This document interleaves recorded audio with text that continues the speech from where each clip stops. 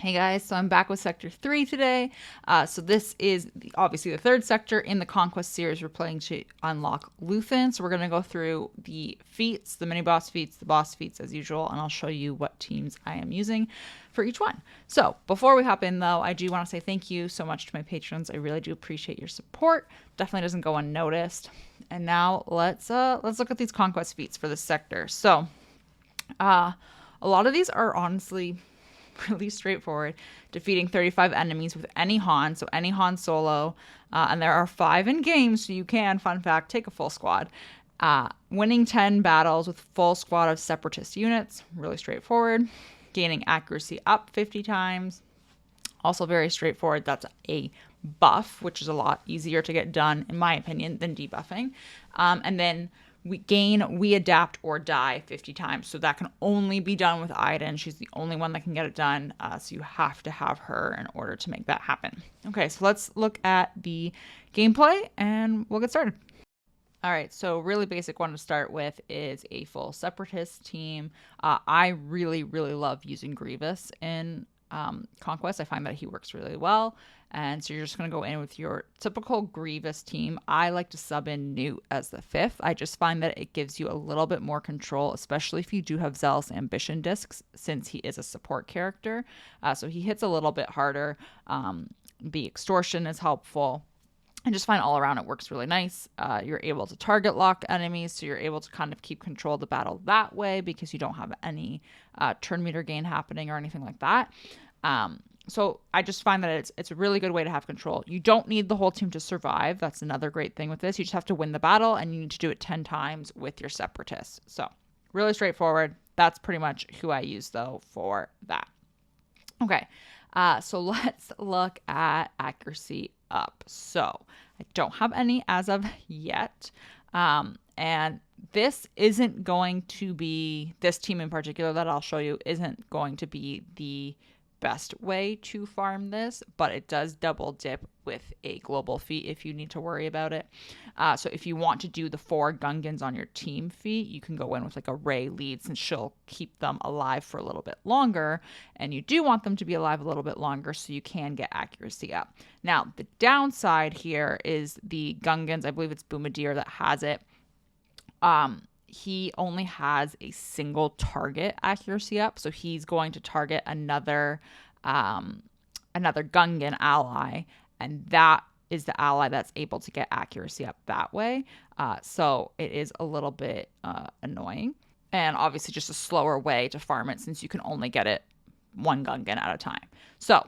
But it does double dip. This is another team, though, that is going to be able to get it a little bit faster. So again, still sitting at 1. I've only gotten the 1 accuracy up from Rey Gungans. But these are the discs that I'm using. Pretty straightforward. My build hasn't changed that much. But you do want to go in with a Jedi Master Luke team for this, which works pretty nicely. And Cere actually has accuracy up on her basic, and it's an AoE accuracy up, so she's going to give it to all of the allies, which is great. So as usual, you're going to do the taunt to Jedi Master Luke, and then you are just going to spam the calling to assist on Cere. You want her to use her basic since it is an AoE.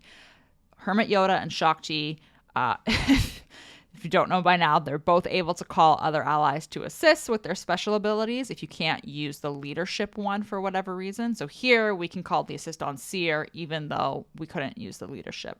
And whenever Cere gets a turn, she's just going to basic. The great thing is, because this is a buff on yourself, you don't need to worry about her landing a kill shot because it's on herself and her allies. So it doesn't matter. It's still going to trigger. And you're able to get it that way. So that was just the one team, and we got 40 in one fight. So the longer the fight takes, the even better. Okay, that being said, let's look now at some Han kills. So you do have to defeat 35 enemies with Han. Obviously, you can go in with a standard CLS team. But since he is light side, you can also go in and use, again, Jedi Master Luke to call him to assist. So you're going to bring him, you're going to bring Watt for the taunt, and then as usual, you're going to bring Shock and Hermit Yoda so that they can call him to assist as well with their specials. So you do want to keep in mind, I am using a volatile accelerator disc, which means I am generating dots on the enemy. And the dots do have the capability of stealing your kills. So just keep that in the back of your mind if you are using that. If they die from dots, Han is not going to get any credit here. So you do need him to actually land the kill. If you want to take that disc off so that you're being as efficient as possible, you could. Personally, I think you're going to be able to get the Han kills pretty efficiently anyway while you're making your way through the sector. Okay. This one I did kind of just to be a little bit funny in a way. So I do have 9 kills with Han so far, and we have 5 Hans. So we could take a full squad of Hans. Like then it doesn't matter who gets the kill because they're all Hans. So I chose to go with Stormtrooper Han lead for, funny reasons, I guess, and just take all of the Hans with you, and now it doesn't really matter. I did choose to go against a Bad Batch team because I knew I would be able to shoot first on Echo and control them, which is why I purposely chose this enemy. I think it would also work really nicely against a Karth team, but like I said, since they're all Hans, it doesn't really matter who gets the kill. It's probably going to be your raid Han. But you'll be able to go about it that way. And then again, I still have that volatile accelerator equipped, so I don't get 5 kills, unfortunately, because Tech does die to a dot. But at least we're able to get a few more kills this way. And your Jedi Master Luke can have a little bit of a break from being used and abused. So now we need to gain, we adapt or die. Like I said, this is only from Iden. She's the only character that can trigger this. It's on her second special. And I chose to do it against the mini boss node just because the modifier on them makes them so hard to chew through. I figured the battle would last decently long and I would be able to get a few more attempts at getting through with this special ability to get this buff going. So I went in with a stereotypical Iden squad just to make sure I was, utilizing everything properly in terms of her squad buildup. You don't need to win to get credit for this. You just need to not forfeit. So if you forfeit the fight, you're going to not get credit for anything that you do off the bat. And right away, you're just going to use her second special, gain, we adapt or die that way 5 times since you're getting it on all of your trooper allies that are alive. So the longer you can stay alive, the better. And then the more turns that Iden gets, obviously, the better as well. Because you'll work your way back around to that special and be able to get some more of that buff pumping out that way. And then the other thing that I like with doing this against the mini boss as well is the fight is 10 minutes long. So you have a lot more time to kind of make your way through it and get as many we adapt or dies out there as possible before you die or win. I do die. I don't really care. I'm only worried about getting this buff in as many times as possible. And it works out to be that we get, I believe, 8 in one fight. So you can get more. My guildmates have gotten more in one fight against that mini boss node in particular. Okay, so these are the discs right now on Professor X. He's doing a little bit sad in terms of discs. But we are going to go in on the mini boss. You do have to do this twice because you need to win without any Jedi, Sith, or unaligned Force users. And then you also need to win with a full squad of Galactic Republic Jedi surviving. So got to do this twice. The first one I want to do is a Grievous Separatist squad. And I figured this would work well in this sector in particular because we want to also win 10 full battles with a full Separatist squad. So I figured that way we would be double dipping a little bit in this case. And I also kind of, again, really like this because of the target lock. I'm able to control them a little bit more, even with killing them off here. So I did want to get rid of Paz and Grogu as soon as possible. And then from there, it's really just kind of trying to keep them target locked to control their turn meter gain. Getting rid of Sabine and Old Bow, and then if you can keep New Bow stunned, you can get a lot of control in that way. So if you can save Grievous's big hit for New Bow, that way you can get the stun on her and just kind of let her sit there and do your thing, and you'll get through without any Jedi Sith or unaligned force users on your squad that way. And then you'll also get the tick for the full Separatist squad as well. So pretty straightforward, nothing too crazy. Like I said, keeping her stun locked. And then again, you do have to do this battle twice if you want both feats, since you have to go in with a full Galactic Republic Jedi squad in particular. So going into that one, which I will show you next, don't take your JMK Cat team because you can't use Cat. So that's not going to bode well. Okay, but we are going to do this on my account. So these are the discs that I have on my own right now. And we're going to go in with the full Galactic Republic Jedi team. And they don't necessarily need to all survive. You just need to win. So this is the team that I'm going to use. I wanted to show a team that was not a JMK squad in case you don't have him. If you do have him and you want to use him, you can. But again, don't take Kat because she's not a Jedi, so it won't work. But this is the team that I went with.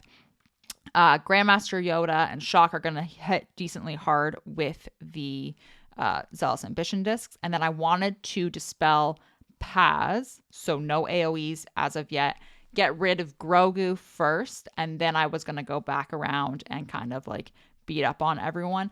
Paz did hit these enemies pretty hard the first time I tried it, so I kind of wanted to ignore him, which is why I'm going after Sabine and Old Bo first. And then again, just leaving New Bo for the very end. She does, unfortunately kill Grandmaster Yoda, but everyone else can kind of hold their own and we can chew through her and it's fine. You get the credit for a full Galactic Republic Jedi squad that way. Okay, so let's have a look at the boss, which we also have to do twice. And they essentially get this ridiculous modifier where they're really beefy. They revive after the first time they're killed. So it is annoying. The great thing, though, is that it's the non-leader allies that revive, that non-Dark Trooper leader. Yes, non-leader, non-Dark Trooper that will revive. Sorry, mouthful. So Dark Trooper Moff Gideon will not revive if you kill him. And then obviously you have a Dark Trooper Trooper himself on there. So he has the stacks, which is annoying. However, win with all dark side characters, on your squad. So I went in with Grievous because we can double dip on the sector feat with Separatists. And I was kind of hoping that the target lock would give me a little bit of control here with them. And again, Newt, because he's going to hit a little bit harder with the Zealous Ambition that way since he's a support character. But I wanted to get rid of Dark Trooper Moff Gideon as quickly as possible, especially because he is not going to revive. And then since Death Trooper, Stormtrooper, and Scout are all able to revive after the first time you kill them, I figured I would just leave them for afterwards, make my way through, and just kind of try to spread the target lock around, prevent them from gaining too much turn meter, especially from that revive mechanic, and just sort of go after whoever was the weakest. It is a little annoying at the end when Scout Trooper goes into stealth, but it worked out pretty well. And then you're going to get the credit for the boss feat and then as well as the sector feat for a full Separatist team. Okay, so now you have to go in again because you also need to win with Boss Nass surviving. So I chose to go in Volatile Accelerator, Amplify Agni. I threw on a Zealous Ambition. And instead of taking, you could, if you wanted to take a full Gungan squad, or you could go Rey, Gungans, and double dip on the global feat. I chose to go in with Bam and just bring Boss Nass himself. Either way, I don't think you could go wrong. I just wanted to try to get rid of the troopers as quickly as possible. And I was hoping that Dash would be able to get his AoE off and kind of kill as many of them as he could. Sadly, as you can see, he died. So he did not get to do that. But I did end up wanting to just keep going anyway with this and see how it would work. I don't ever go into Whistling Bird stance with Bam because I want him passing around the damage immunity on Han and Chewie if possible. That way, at least if they get hit, they're a little bit of a kind of like a shield for Boss that way. And we can hopefully just go through. Boss's second special does inflict debuffs, so he actually is going to weaken the troopers quite a lot if you have Amplify Agni equipped. So it works out in our favor, and he can just kind of hang out in the background, and we get the credit that way. All right, so that's Sector 3. Like I said, pretty straightforward. So we have 2 more left. I'm hoping to have them out, both of them tomorrow, hopefully. Fingers crossed that everything works out scheduling wise. But hopefully this was helpful for Sector 3 and you're making your way through this series with relative ease. All right, guys, thanks so much for watching, and I will see you tomorrow.